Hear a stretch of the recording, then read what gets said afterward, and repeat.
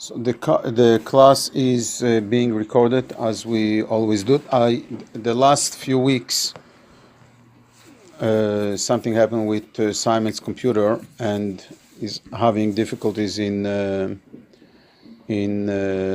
uploading the recordings, but we're going to work on it. So we apologize that the recording of last couple of weeks didn't take place.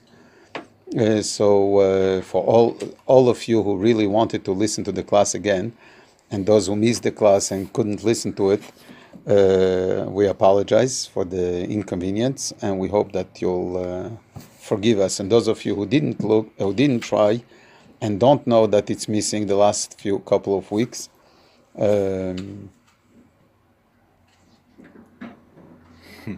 you should apologize. So we will do a recap of what we learned last week and elaborate a little bit on it more. And those of you who are here for the first time, and those who missed last week's class, some of the discussions we might have to keep short or leave it for another time, out of fairness for the people that were here last week. So we're learning about the two souls that we each contain in ourselves, the animal soul and the godly soul. We are born with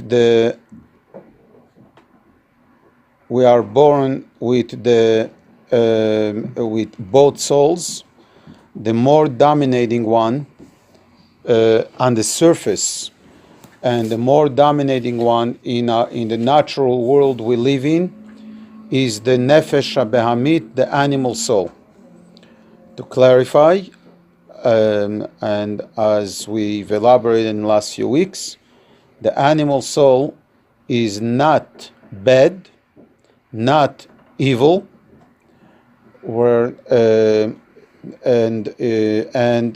but it is the natural soul. At the same time, the animal soul does include also negative traits that we have and evil traits that one might have, and what is totally wrong, but it doesn't have to be limited to it. So as we've explained, that even righteous people who are at the level of getting rid of their yetzer hara, getting rid of their evil inclination, tzaddikim gmurim, the one that is a tzaddik gamur, the one that is a complete righteous person who doesn't have a yetzer hara,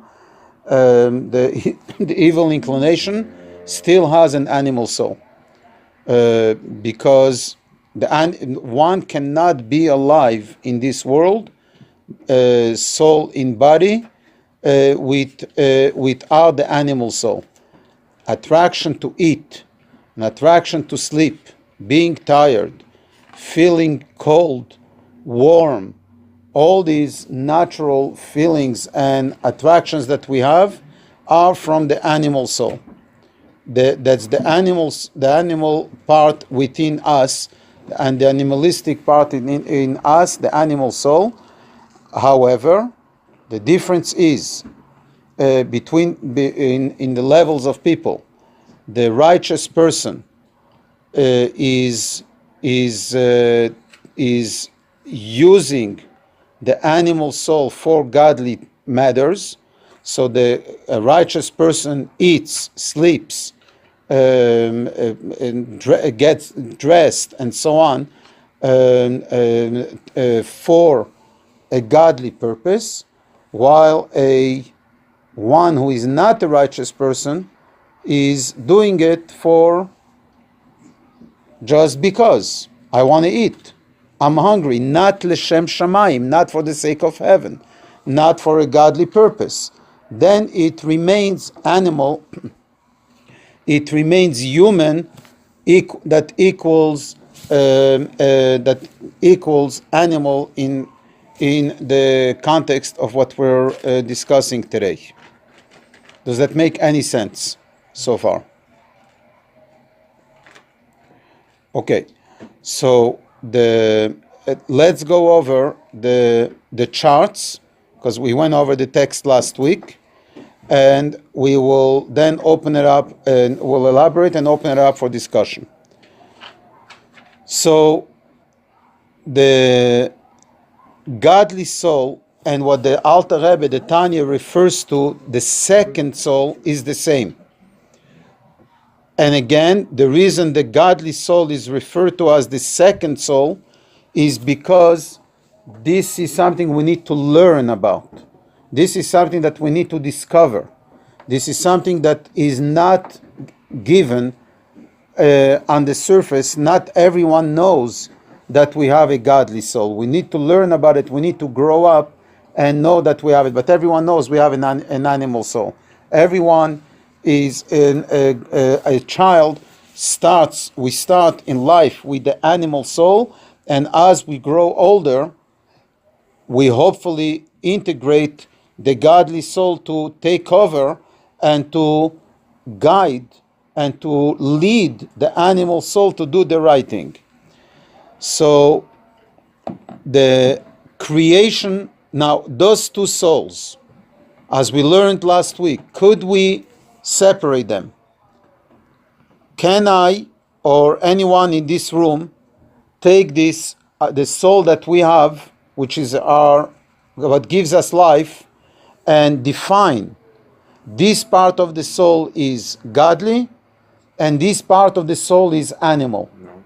We can't, because the godly soul comes through the animal soul. It's God is enclosing the godly soul in the animal soul. In Hebrew, הנפש האלוקית מתלבשת בנפש הטבעית ובנפש הבהמית. So it's impossible to separate. We can't separate them. However, they are separated. In reality, they are different entities. To the extent that they are different entities, that they were created by God in a different way, in a totally different manner. The way the souls are manufactured, are coming to be, are being created, is in a different way. The animal soul is created with speech. The same thing. God said, "Let there be light," and there was light. And God said, "Let the earth give out a life of soul." On the fifth day of creation, Totzeh haaretz nefesh chaya, that the animals were created. If one follows the Bible, the Torah, then everything in the world during 6 days of creation, everything was created by speech of God. God said, and it happened. So the animal soul was created by speech of God, like everything else that God has created. However, the nefesh ha'elokit, the godly soul, is created with the breath of God. Vayipach be'apav nishmat chayim. God has breathed in, how do you say? Breathe in Adam, in Adam Arishon, in Adam, a soul of life. That soul, that's the godly soul. That's a very, very different way and the exception to everything else that God has created. Everything else that God has created, including the living soul, including our life, is by speech. However, the godly soul is deeper, is chelek elokam mimal mamash, is part of God Himself. It's the breath of God, which is deeper connected to God than the speech which is of God, which is on the surface. So, and that's what we say every morning about our soul, Elokai, Neshama shenatata bi. Every morning in the morning blessings, we say, the soul that you have put in me, Ata verata, you have created it, Ata nefachta bi. You have breathed it into me. That's the godly soul. That is created in a different way. Now again, we cannot separate. I cannot tell you, because God has made it in a way that it's not possible for a human being to be alive with the animal soul without the godly soul integrated in it. So we have the godly soul part of us, and they go together. But it's a godly soul that is different than the animal soul. Yes. Yes. It says also Tamashema, because like you will keep it in us. Mm-hmm. Yes. True. It says that. Yeah, No, I I'm agree. just saying it's also important that. Just want to mention. It's important to remember that. Yeah. Very. That's why it's in prayers every day, because we need to remember it every morning and throughout the day. That ve'atam shamra b'kirbi, and that you keep it in me. Now we'll come back to the first chart, or let's do it now. The word neshama. There is two words in Hebrew for the soul, neshama and nefesh.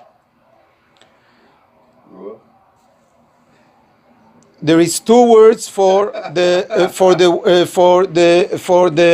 soul, neshama and nefesh. So nefesh is, while we refer to here as nefesh elokit, the divine soul, as the word nefesh, but the nefesh elokit has also another name called neshama. The nefesh habahami, the animal soul, is not called neshama. The divine soul has two names, nefesh and neshama. The animal soul is only nefesh. There is no neshama habahamit. There is no neshama, the animal neshama. There is the animal nefesh.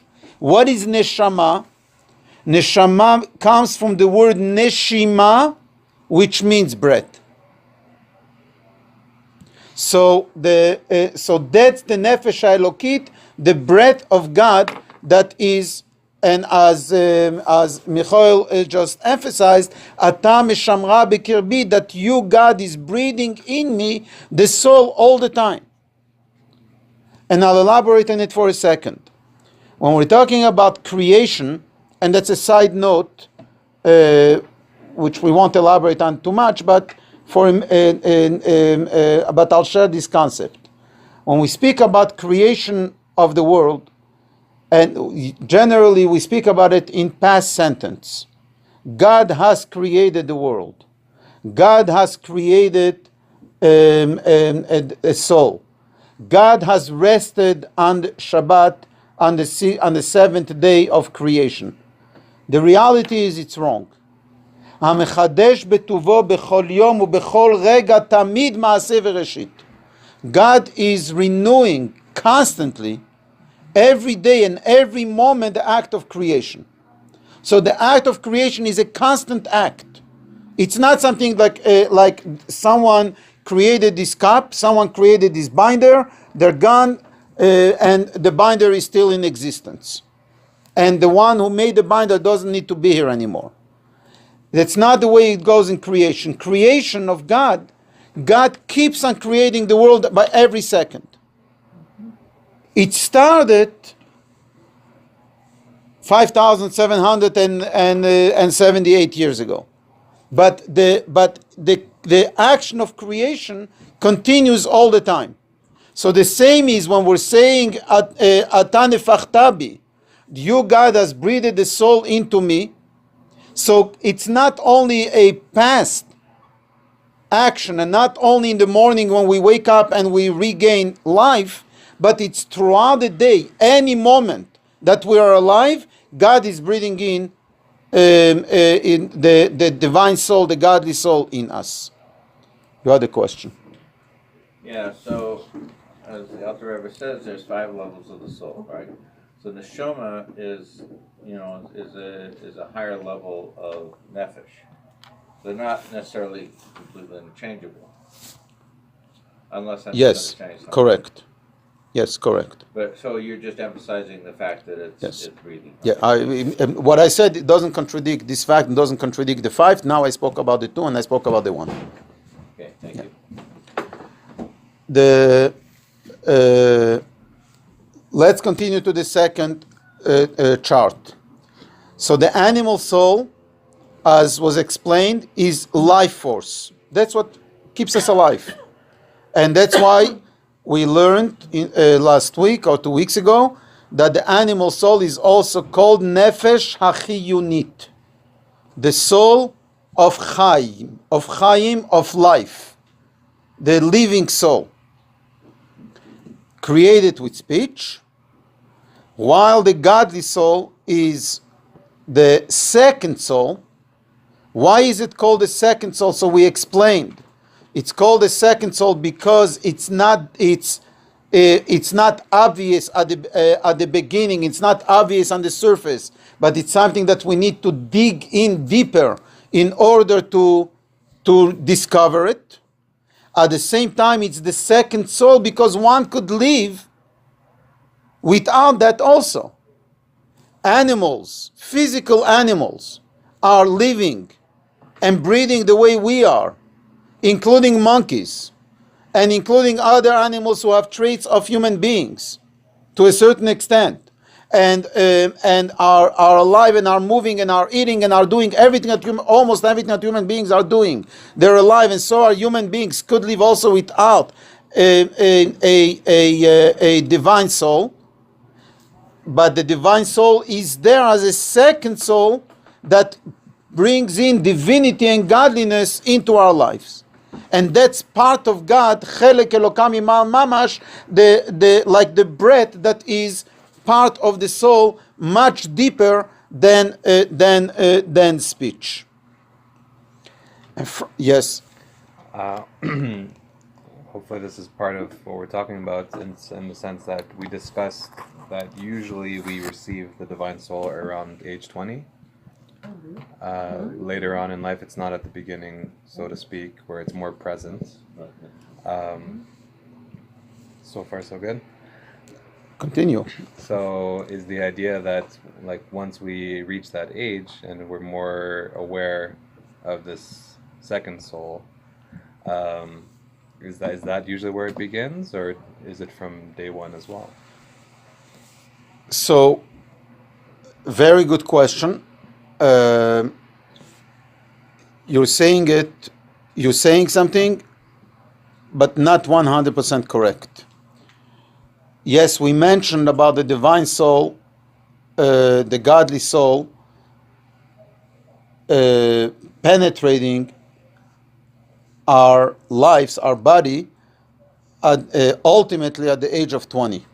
But it doesn't start at the age of 20. The godly soul penetrates our body in stages. And the stages, number one, since creation, since birth of the child, the one has the godly soul as well. However, it's not fully there, and it comes in stages. So as we said last week or 2 weeks ago, by a girl, it's when the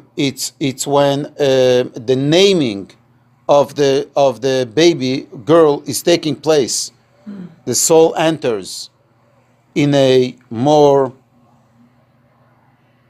serious way, in second level, let's call it, deeper level, by a boy during the Brit Milah, during the circumcision, then by a girl at the age of 12, Bat Mitzvah, by a boy at the age of 13, Bar Mitzvah, and ultimately at the age of 20. Now, at the same time, there is, the famous question, where is God? Where you live. Where you Let him in. Where is God? Where you let him in. That's one answer. At the same time, what did you say? Oh, did someone say something else? Everywhere. God is everywhere. Where is he not? God is everywhere. So is God everywhere, or is God where you let him in? Make up your mind. Is that a contradiction? It's not. God is everywhere, but it could be hidden and concealed and imprisoned until you allow him in a revealed way. Same is with the godly soul. The godly soul is, and you remember last week we spoke about godly, godlike, which we won't repeat it now, but the godly soul is by us, is in us, but we play yo-yo in and out, hide and seek with the godly soul that we have all the time. At times it's more revealed, at times it's less. At times it's guiding us, at times it's in jail and it's being forced into a corner. That's what we do all the time with our godly soul. How much is the godly soul revealed and prominent and alive and leading our body and our day-to-day life. That depends on us, how much we allow it and how much we don't allow the godly soul to be in there. Thank you. And this leads us to another difference between the animal soul and the godly soul. By definition, the animal soul is selfish, and by definition, the godly soul is selfless, is not selfish.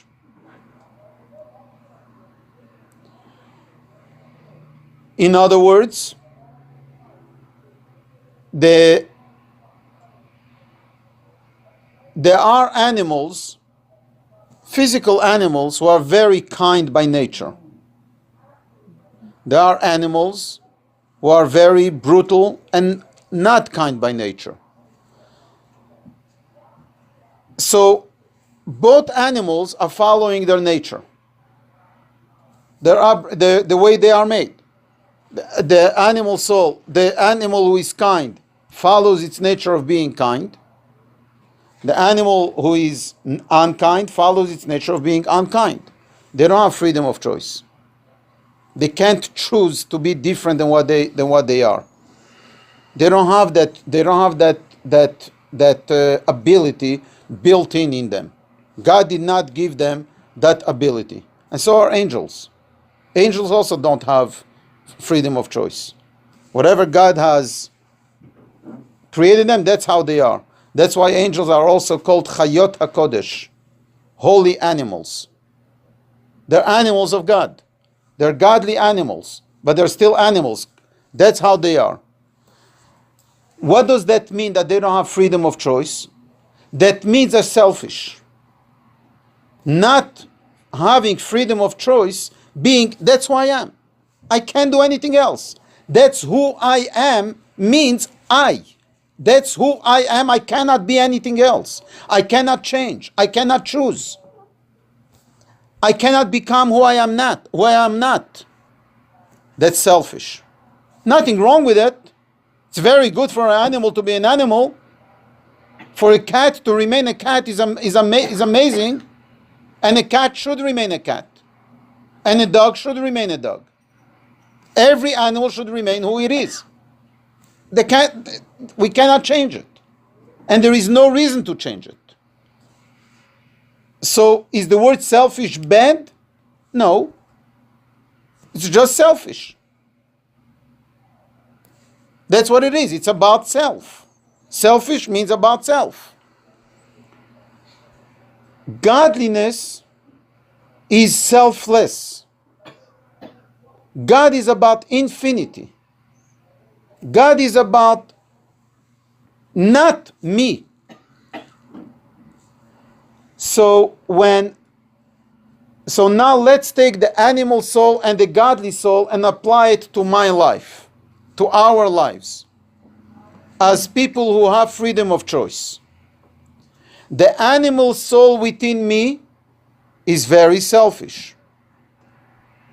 Do I feel your hunger? Impossible. I could understand and appreciate by seeing how another person is hungry. So I have to apply my faculty of thinking and putting one and one together. Oi, this person really doesn't look good. Must be that this person has nothing to eat. And look how this person is dressed. And look how this person doesn't have a home. And look what this person is doing. There is a lot that goes through 1 plus 1 plus 1 plus 1 plus 1 until we rationalize and we come to the understanding this person must be hungry. And I remember now how I am hungry when I'm hungry and how I don't feel good about it. So then suddenly automatically after all these math took place and the data collected in my mind and my heart, so I have mercy upon that person and I feel the sorrow and the trouble of that person, so I want to help that person. But it goes through many channels. But I cannot be hungry when you are hungry. I cannot read your mind. I cannot feel your tiredness. If you didn't sleep at night and I don't know about it, I'm not tired. I mean, why? Because my animal soul cannot feel anyone else's animal soul or godly soul or anything else. Why? Because the animal soul is selfish. So I am hungry, I am tired, I am satisfied, I am happy. That's nature of the animal soul. Is that bad for the animal soul to be selfish? None whatsoever. That's the nature of the animal soul. However, the trouble is God has put in the godly soul in our body and together with the animal soul, and he's telling the godly soul, now you have a job to do. You need to start feeling the hunger and the joy and the happiness and whatever it is of the other person. You need to start caring for another person. That's not the animal soul. An animal soul, by definition, cannot care for another person. If an animal soul cares for another person, it's not because the animal cares for someone else, but bottom line, it's selfish. There are animals who are very caring for their children, for their own children. There are animals who by nature do not care for their own children. But the animal that cares for its own child is not any better than the animal who does not care for its own child. Because that's their nature. So why does the animal, the cat who cares for its own children and not care for another cat's child? Does that make a difference? Does that make the cat charitable? Kind? We call it kind because the cat is kind to its children. But the cat is not kind to any other child of another cat. So that's not really the word kind. That's still selfish. It's my child, so I care for it. The godly soul is the only tool that we have in this world to really be selfless in its true meaning of the word selfless, to be out of myself and care for someone else. Easy? Not necessarily.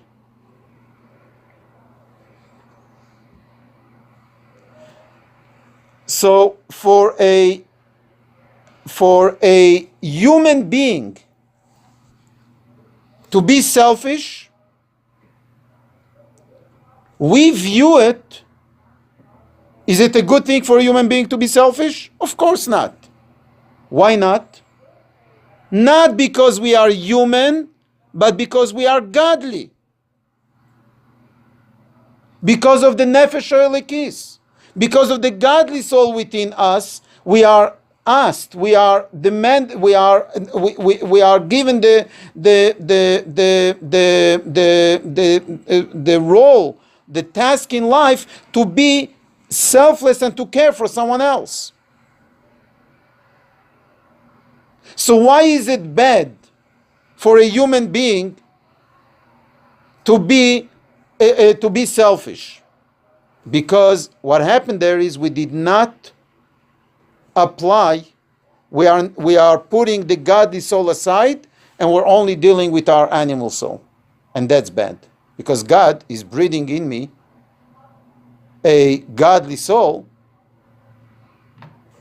so we need to do something with it. So we need to be godlike. We need to act upon it and be selfless. There is a Hasidic saying brought in Hayom Yom, the calendar that the Rabbi has written in 1943 with a teaching for every day. The teaching is the following. It says the following.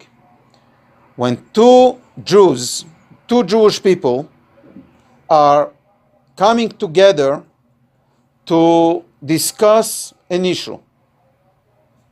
Two people, I have an issue, I have a challenge in life, and King Solomon says, Shlomo HaMelech says, Da'aga belev ish yesichena. You have a worry in your heart, express it with someone else.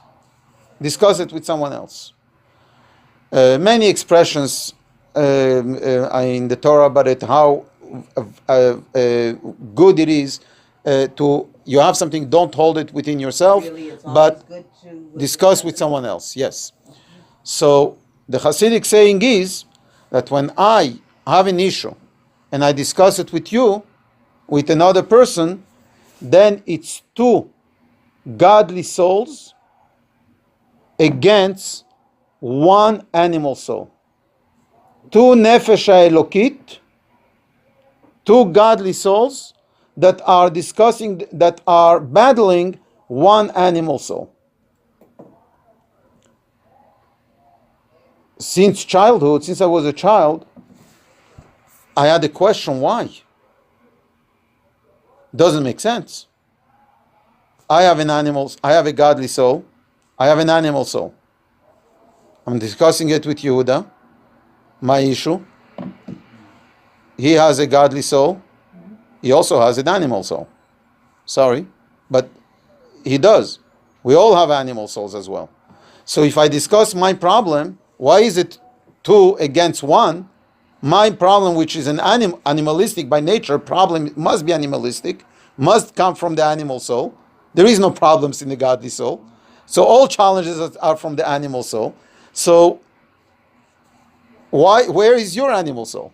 Why isn't your animal soul part of this meeting? Why is it only two against one? Why is it only a party of three? It should be a party of four. No. Two against two. Because his animal soul only cares about him. Exactly. It's not going to engage in the other. His animal soul only cares about him. Right. So the only part of him that can engage with his issue is his godly soul. But what if you're telling the other person and they don't really care about you, so they're not opening up their godly soul to hear what you have to say? Well, then their godly soul is in trouble. Is overtaken by the animal soul. Yeah. Right. Exactly. So here, let's change the scenario. Yehuda is coming to me because I don't want to talk about his animal soul, because I don't want to depress him, so I'll talk about my animal soul. So Yehuda has an issue, and he comes to discuss with me. So I also have an animal soul. So many times my animal soul will come to the meeting, will want to come in there. But my animal soul coming into the meeting, discussing his animal soul, suddenly, when you really think about it, the animal soul comes to that meeting not in order to help his animal soul, but comes to the meeting to know what's in it for me. How will that benefit me? What how will that hurt me?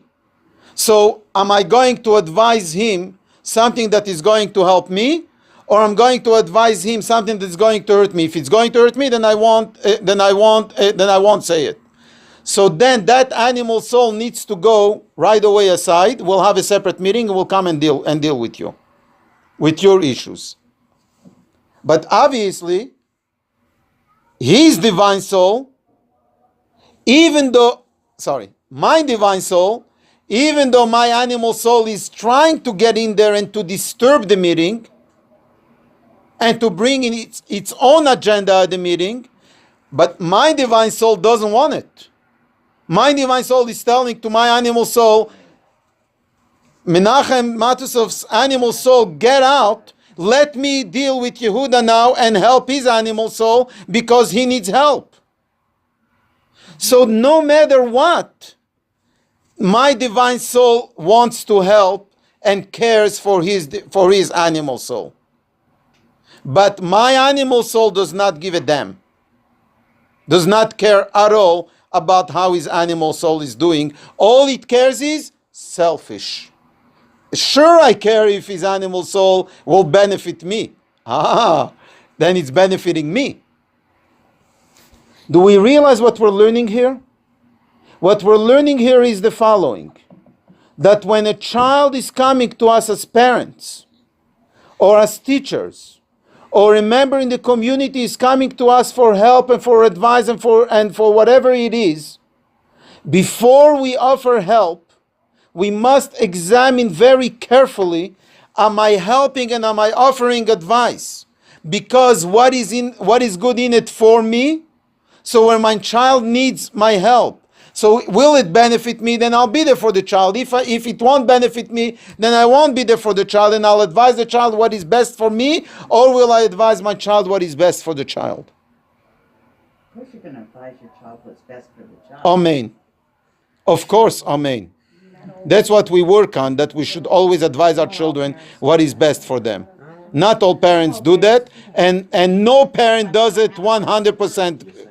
And no parent does it 100% correctly. Everyone tries, and everyone is working on it, and everyone is doing their best. And everyone wants to be the best parent for their children, but the animal soul does kick in, and does have a say in it as well, and does disturb the path. Unfortunately. Yes, that's the world we live in. Sorry to break bad news to you. That's why we have this kind of world. But aren't there people that are always caring about their children and would never advise them to something that would hurt the child? Always? Always is almost impossible. We're all human beings. A child or whoever will come to you, or a teenage or a child, and you want to discuss something and you're tired, or you want to read your WhatsApps, or you want to watch a movie, and you say, "Not now, I'm tired." I really, the child needs you. How many times you say I'm tired? Instead of putting your side That's away. not hurting, that's, It is yes, hurting it is because the hurting the child child, needs it you is then. hurting. Or your spouse needs you, or It is whatever. hurting the child. And we become selfish all of a sudden, we're tired. But it's not only about the child. It's everyone else. It's everything else. It's in business. It's in relationships. It's being able, when someone comes for you for advice, or even not for advice, if the person doesn't even come to you, to put oneself aside and to think about the needs of another person before me takes effort. That's only the divine soul that could do it, not the animal. Not the animal soul. The animal soul cannot and is not expected to do it. Excuse me. Yes. I just want to add something because it makes me think so much about the JLI class on communication that Rabbi Groner taught us a couple weeks ago, that before you engage in communication, there's a rule called HALT. And HALT stands for hungry, angry. Unfortunately, I can't remember the L. And T is tired. I'm not sure. Lazy? I need to double check. So if the person you're Learn? communicating with is hungry, angry, tired, or L, you should wait before you actually present So you have to your get them at a good your time. issue or things like that. So what that translates to is, before you discuss something with someone, you just ask them, how are you feeling? I find that's very effective to just kind of do like a little check with the person that you want to engage in a conversation with. And when you say, how are you feeling? They can say, oh, I'm really tired. I didn't sleep all night. And then you can say, okay, when you're, Right, if not ready to hear. if you're awake enough to have this conversation, I'd like to discuss something with you. And they say, I'm really tired right now, another time. That's what halt is all about. I think it's an interesting concept because if somebody's tired and you want to say something that's really important, if only 50% of them is present, and that it's not as effective. So I just thought that's a good point to bring Yeah, up when very you're good, 100%. if you want to Very. engage the godly soul. Usually, someone has to be, present. And one needs to apply uh, the the brain in before reacting and before answering and before advising and so on. That's basically what you're saying, which leads us to what we learned a few times, but I put it again in the chart here. The animal soul resides, the home of the animal soul is in the heart, while the home of the godly soul is in the brain. We do not, an ordinary human being does not feel the godly thing to do. Feelings are animalistic. I said ordinary human beings, except Basha. No, are you kidding?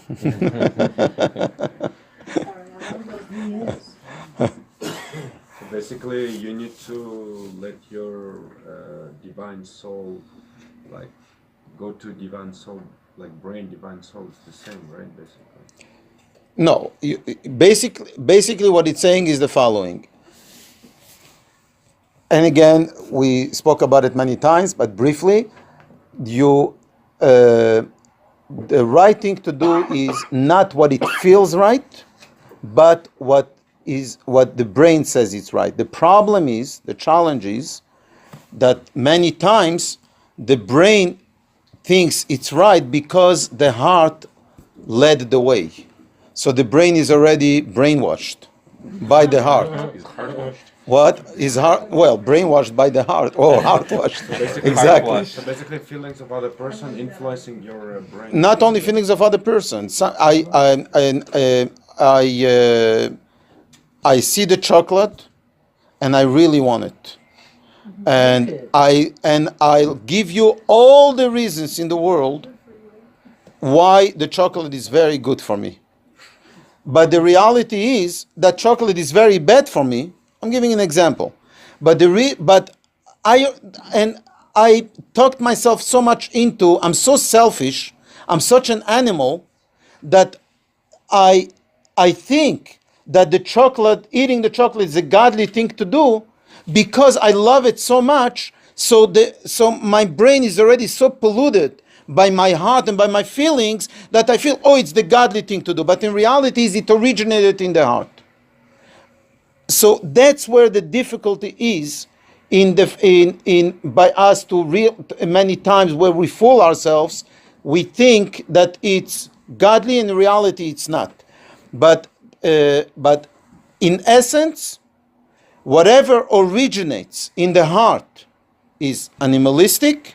Whatever originates in the brain is godly, because the godly things don't come easy, generally speaking. Some people have it easier than others. I think the real difficulty that I sense that you may have is the recognition that the animal soul is not a bad thing.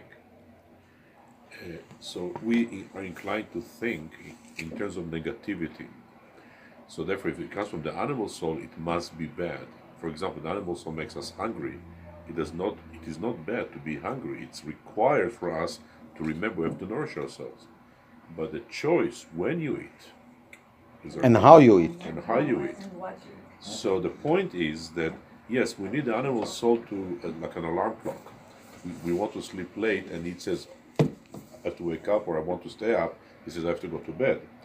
But the ultimate question, do you press the snooze button or you wake up? That's the godly soul. Snooze means, I'll have an extra 10 minutes because, Yes. right? If you do not press the snooze button, make no, I have to wake up. So love is a very powerful feeling, but you can express love endlessly to the point that it hurts you or hurts the other person. You can suffocate somebody with love, right? Sometimes you have to deprive love just to help the other person.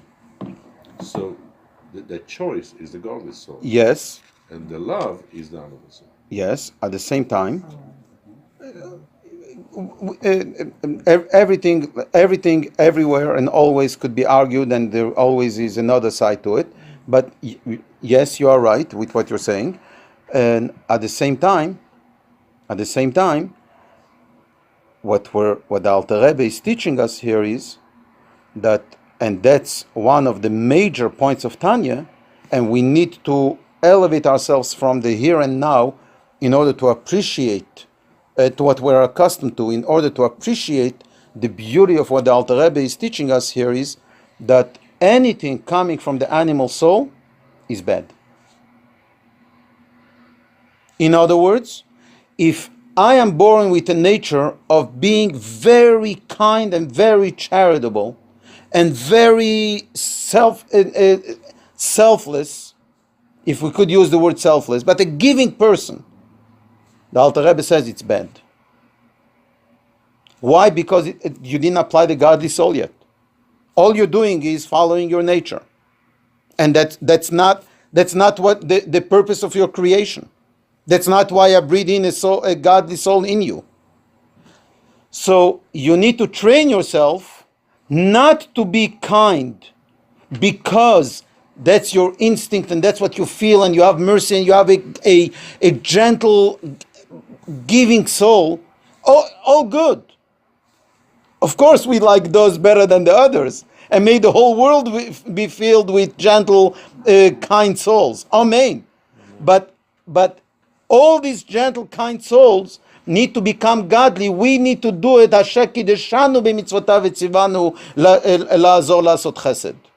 God has commanded me, has given me the mitzvah, the godly commandment to do act of kindness with another person. So the reason I'm doing it is not because I am kind, but because I'm selfless. Why am I selfless? Because of the godly soul. So in comparison to the godly soul, for a human being to be kind out of the drive from the animal soul, that's bad. May we all be bad. Check. If you say that feelings are all from the animal soul, when a child is born and, really if you nurture their feelings, because you have to listen to their feelings, that's how you nurture them, and they grow better as human beings. So is that wrong? No. But you said feelings come from the animal soul. Yes. Exactly. It's nothing wrong with taking away the animals. Should we take away the animal soul from our children, from ourselves? Impossible. We shouldn't. Of course we need to deal with our feelings. The Torah does not say don't have feelings. The Torah says, Shema Yisrael, Hashem Elokeinu, Hashem Echad. Listen, Israel, God is one, and our God is one. As a result, ve'ahavta et Hashem Elokecha. As a result, you should love your God. But where does it start? Listen, Israel. God is one. Listen. That's the brain. That's the godly soul. So the godly soul needs to nourish and to give fuel to our feelings. Not that our feelings should nourish the godly soul. Our feelings could nourish the godly soul as a supplement once it originates in the godly soul. So of course not. But we need to train our children. When our child is kind and our child has feelings, we need to nourish those feelings. Don't love your brother and sister only when you feel like it. Love your brother and your sister also when they get you angry. when they're in your way, when they're on your nerves, then also you should love them.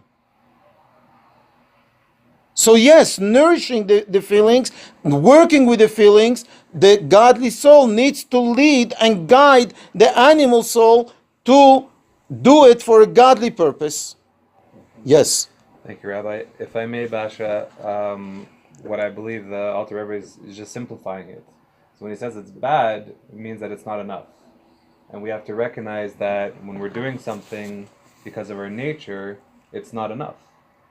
So that's why it's easier to say that it's bad, and you need to always recognize that it's not enough if you're just doing something because of your nature.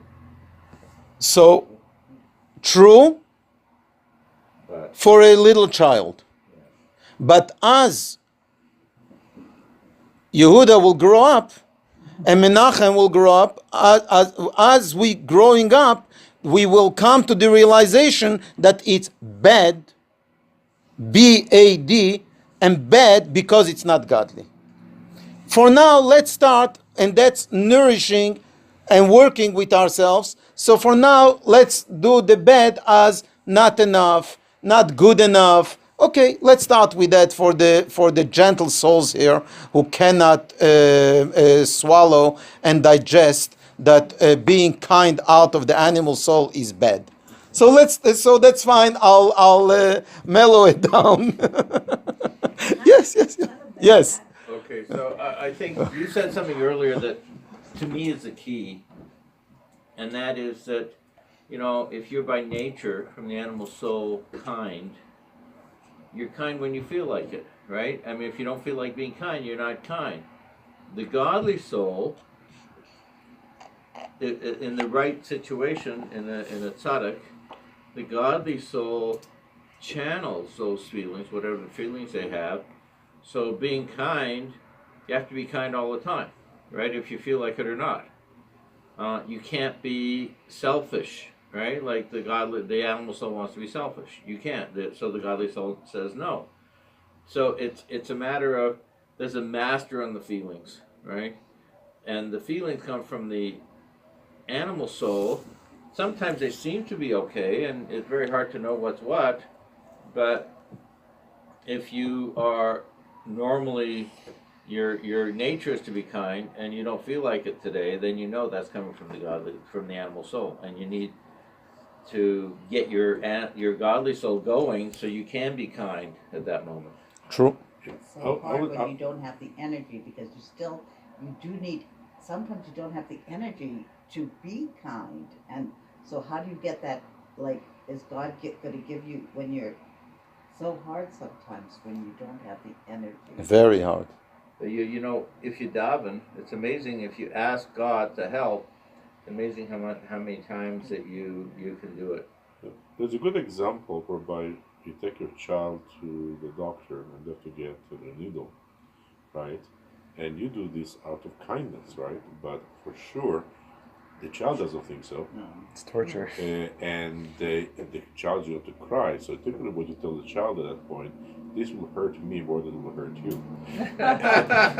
In other words, you do it, so but it really reflective of the fact that your animal soul, out of love, says, please don't do this to the child because we love him, right? And that kind of love is not to hurt the child.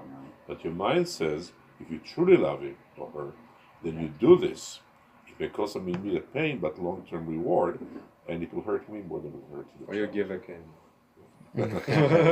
So, very true. Very true. Good example. Should I open up a can of worms? Please. Yeah. Is it kosher? God, We don't have time. very brief. That's why it's good to open it up now, because we don't have time. So, God, Abraham has a child, Yishmael, and he loves him. And Sarah says Yishmael is a bad influence on my son Yitzchak, and he needs to be kicked out. Avram is begging with God, Lu Yishmael Yichye lefanecha, may Yishmael be alive before you. And God is telling him, whatever Sarah tells you, listen to her, and he will succeed in his own rights, but he should go, and you keep Yitzchak. So that's what happens.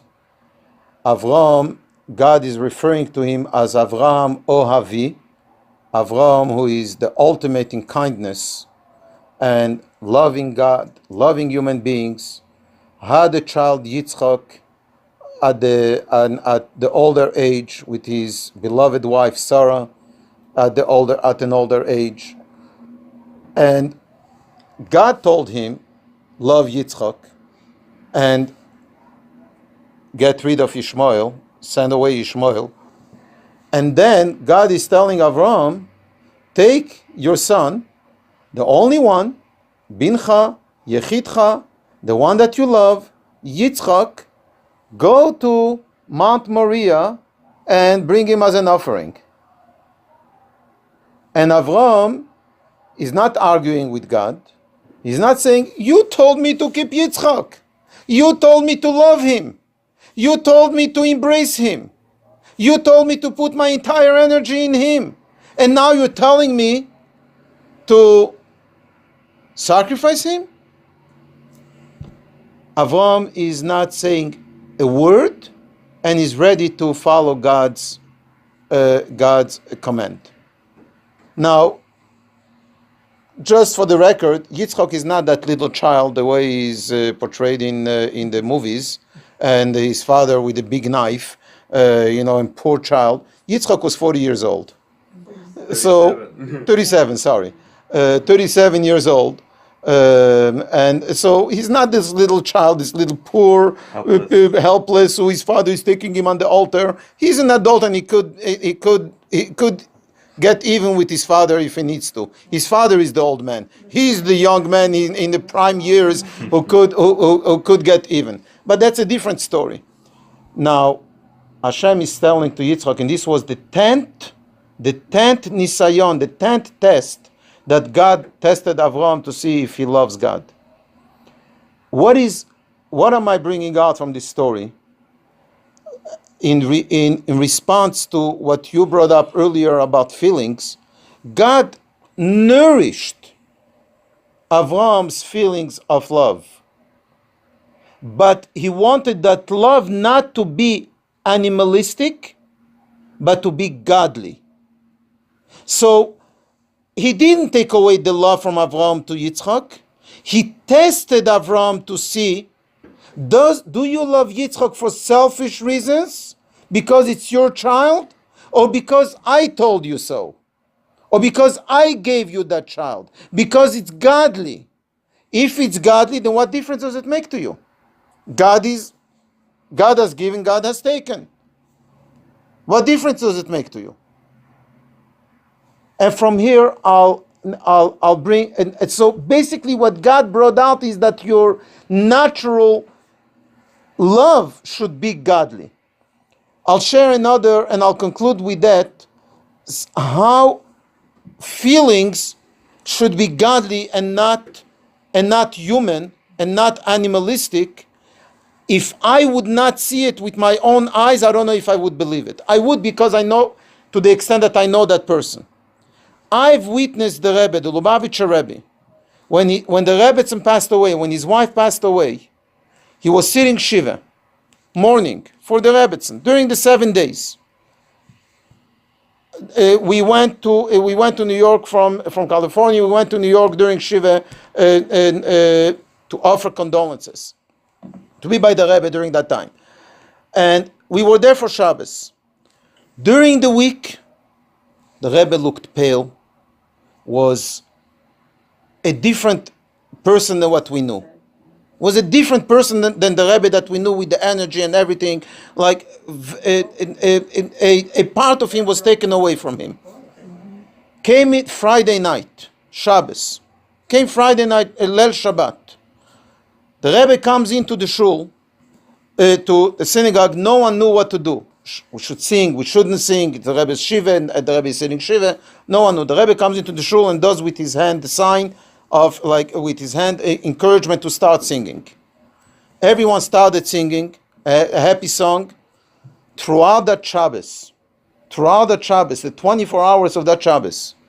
Anyone walking into 770 who didn't know didn't know that the Rebbetzin passed away, wouldn't know if they made a mistake in the calendar. Is it Simchat Torah or is it an ordinary Shabbos? It was such a joyful Shabbos in an unbelievable way. The Rebbe did not want to have a trace of mourning during that Shabbat. It was like real happy, real joy in an unbelievable way. The 24 hours of Shabbos, the davenings, the farbrengen, everything was really, really happy.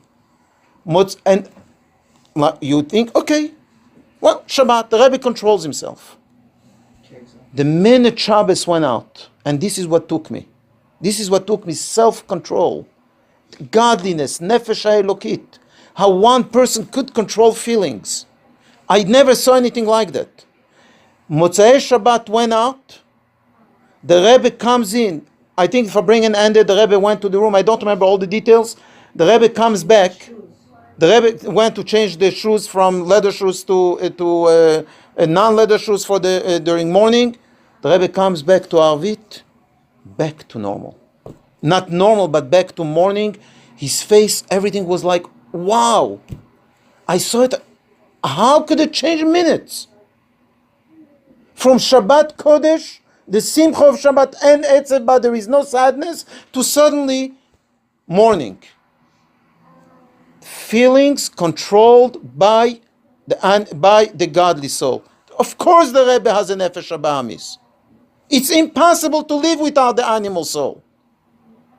And of course, God is telling us, you need to work with your nefesh habahamit. It's Shiva. You lost someone, a loved one, you need to mourn. And you need to express that mourning. And it's halacha. Controlled. The key is controlled. Very hard. Impossible for an ordinary human being. That's a tzaddik. Who has brought in the nefesh ha'elokit, who has the godly soul revealed in oneself, really controlling one's body and one's life. Not taking away emotions. That's what I'm bringing out in this story, the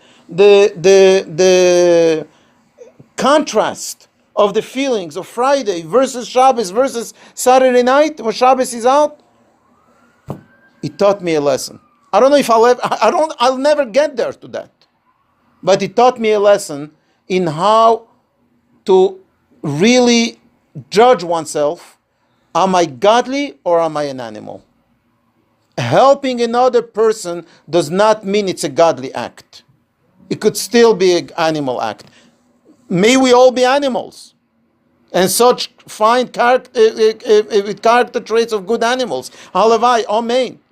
But we need to know also that not necessarily that we have touched godliness. Take your own selfish motive and your own selfish way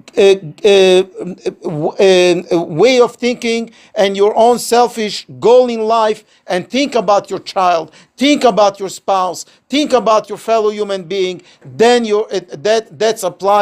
that's bringing in our godly soul in our life in a much more healthy way. And as a result, many times giving advice to people is very uneasy. Many times it's very, very difficult to give the right advice to a person because it's not what the person wants to hear. But we need to apply the godly soul. We don't have to be human, we have to be godly. Next week we're going, one question and then we're concluding the class. Yes. So you're saying if we love people that kind to us, then it's animal soul. But if we love people that not kind to us, then it's divine soul. We should love people who are kind to us also from the godly soul, and we should love people who are not kind to us also from the godly soul. Some people could love people who are not kind to us also from the animal soul. Because I'm a good person by nature, so I don't care if you're kind to me or not, I'll still love you. That's still animal. And I'm not saying again. Now I'll to conclude. I have to conclude with what Yehuda said. It's not bad. It's just not good. Not enough. Not enough. Thank you very much. Next week we're going to learn chapter 47 of Tanya, which is about the Exodus of Mitzrayim, the Exodus from Egypt, connected to Pesach. So next week and the following 2 weeks there will not be a class. But next week there will be a class, but it will jump away from this to chapter 47 of Tanya that discusses Yetziat Mitzrayim, the Exodus from Egypt. If anyone, everyone is encouraged to sign the forms of Chametz as soon as possible. Don't leave it for later. Do it now rather than later. Also, if anyone has 15 minutes, half hour, an hour, whatever one has, to help with a Pesach mailing that we need to do, folding,